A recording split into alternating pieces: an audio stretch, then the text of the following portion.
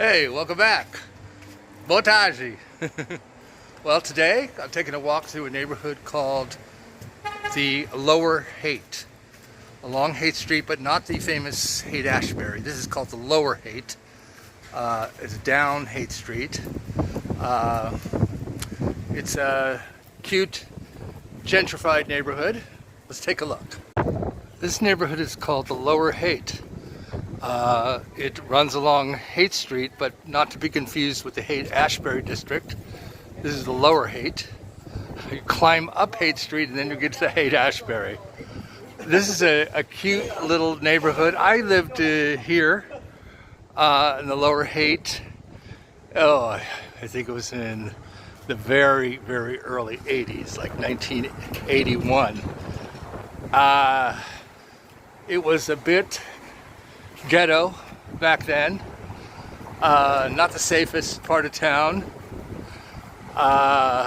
somewhat depressed, but it's been heavily gentrified in the following decades. Now it's just as ridiculously expensive and gentrified as the rest of the city, but still it's nice to walk down the street here in the Lower Haight.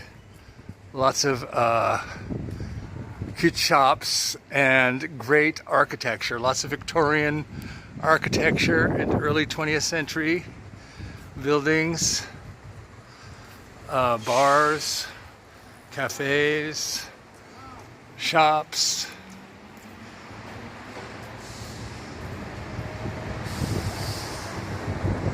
I think it's about 2 o'clock in the afternoon, so a little early yet for these bars to be open. Molotov, that's a great name for a bar. Molotov cocktail. So I bet it'll be hopping in the evening. Well, I don't know about tonight. It's Tuesday night, but maybe on the weekends. Lots of wonderful old 19th century Victorians in this part of town. The great earthquake and fire of, 1906, 1907?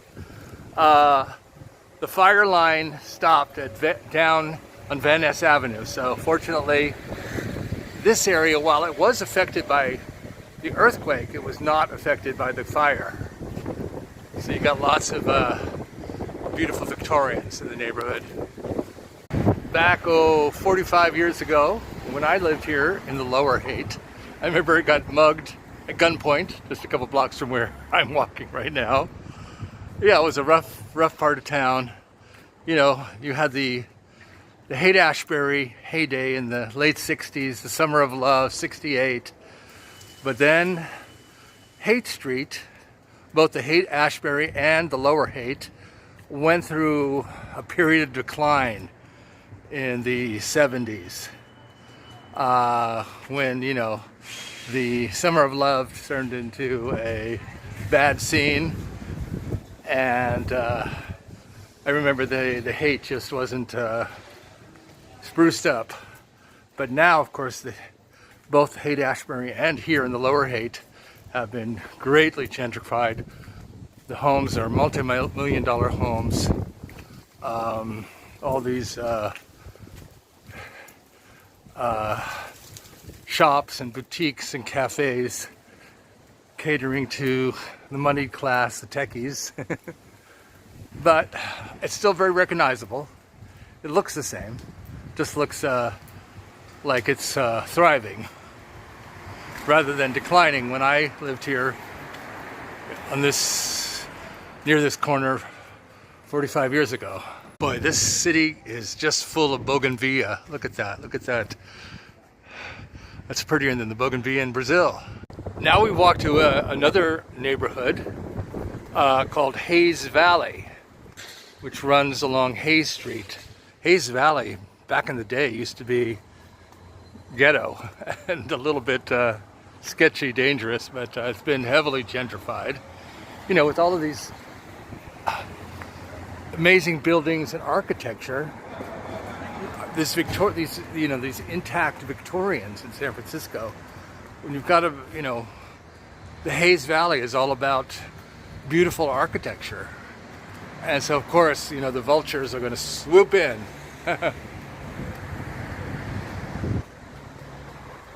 The black population of San Francisco has declined quite a bit from when I first moved here way back 50 years ago, in 1975.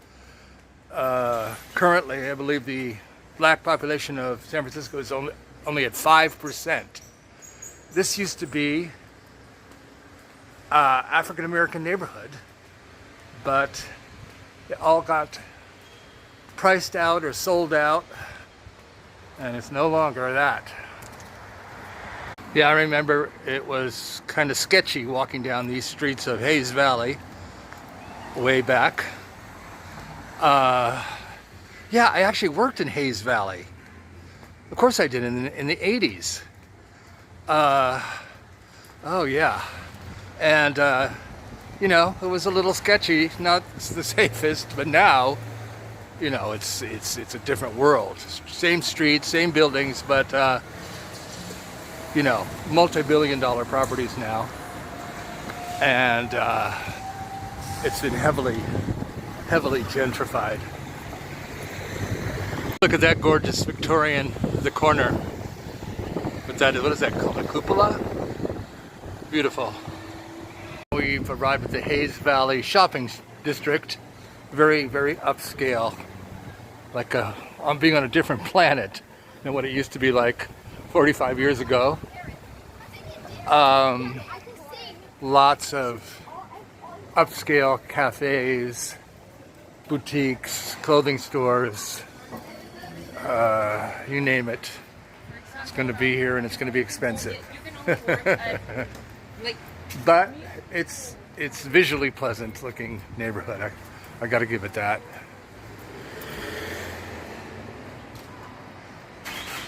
It's interesting to walk down this street and to see how much it's changed. I mean, in the 80s, when I worked near here, I always felt just slightly nervous, a feeling in my stomach when I would walk these streets, but not now. And I guess there's pros and cons of that. A big con being how it's been gentrified, and so many low-income, working class, middle class San Franciscans have been priced out of their city, especially in a neighborhood like this, replaced by tech bros and multi-million-dollar price tags for what was once working class and middle class housing. Now only the rich can afford to live in these 19th century Victorians. And this is a very nice, it's called the Hayes Valley Green. Very nice outdoor space here off of Hayes Street in Hayes Valley. Now this most definitely did not exist back in the day. There's always an interesting piece of sculpture. People sitting out enjoying the warm weather today. You know, I'm always complaining that San Francisco's cold, foggy, and gray. But today, it's one of those great, sunny, and not hot. It's warm by San Francisco standards, which means the high 60s. City's feeling almost Parisian today here in Hayes Valley. La Boulangerie, yes, very Parisian indeed. And I'm going to sign off now. Thank you for joining me today on this walk through the Lower Haight and Hayes Valley neighborhoods. Until I get my new passport, the only places I can explore are San Francisco's neighborhoods, but you know, I enjoyed doing that. It's a trip down memory lane and a beautiful city to explore. So thanks for joining me. Until next time, beijos, ciao.